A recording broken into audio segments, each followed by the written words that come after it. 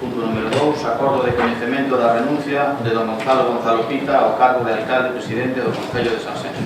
Así informaba Gonzalo Pita do único punto do día que reunía onte o pleno de Sanxenxo tralo acordo asinado co Partido Popular para devolver a alcaldía a Telmo Martín. O xa exrexedor aseguraba ter a conciencia limpa. Fai 2 anos liderei un cuatripartito con moita ilusión.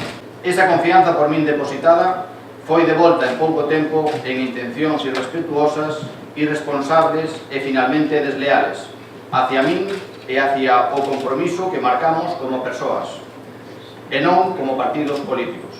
Así pois, actuei con autofidelidade, con responsabilidade, con valor e con confianza e antepuxen o interés xeral a cambio dunha alcaldía que non iba a levar a nada máis que a un momento de deslealdade e irresponsabilidade. Segundo Pita, este cambio permitirá conseguir máis proxectos e obras para Sanxenxo. O edil nacionalista David Otero acusouno de ególatra, presidencialista, mentiroso e desleal e cualificou este cambio como unha automoción de censura. Para Coral González Aba, ex socia socialista do tripartito, os 3 edís de Sal comparten o ADN co Partido Popular. Quedoulle moi grande o posto e chegou vostede á conclusión con 2 anos de retardo. Volveu a donde tiña que estar, que é a sombra de Telmo Martín, que é onde vostede, no fondo, sempre tuvo ese cariño de fondo, ¿verdad? Son unas personas sin lealtad, sin palabra y sin coherencia política ni personal. Me siento engañada, estafada y utilizada, al igual que muchos de sus votantes y afiliados. De desleal tamén o cualificou o concelleiro non adscrito Roberto Carlos Agís, ex-membro do cuatripartito que naceu das eleccións do 2015.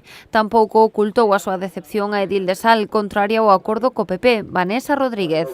Usted podía coller, marchar para casiña, quedar coa cabeza ben alta, dimitir, pero se ve que o cobrar e estar de postureo por aí, andando de festa, de cenas, representando o Concello, que é moi bonito. Que yo venía a otra cosa, pensé que nosotros éramos otro tipo de políticos, de los que no se olvidan de las palabras, de los que no se olvidan sus valores, sus principios, independientemente de las cosas materiales. Ante todas as críticas dos ex-socios do cuatripartito, Telmo Martín foi o único valedor de Gonzalo Pita. O voceiro popular pediu respecto ao acordo acadado con Sal e acusou a David Otero de ser o responsable de romper o tripartito. Porque é un acto de valentía, é un acto que lle honra, vale, da maneira que o fai.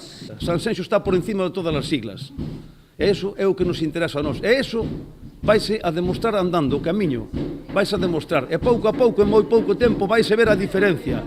Polo tanto, o que reclamo aquí é o mínimo respeto que nós fixemos no pacto no ano 2015, a pesar de haber ganado as eleccións con rotundidade, que o faga agora os demais. Mentres a tensión era palpable nas intervencións dos voceiros fora da Casa Consistorial, numerosos veciños reclamaban poder entrar ao salón de plenos, pechado para controlar o aforo. A multitude increpou a Telmo Martín e a Gonzalo Pita cando abandonaron o Concello, escoltados por axentes da Policía Local.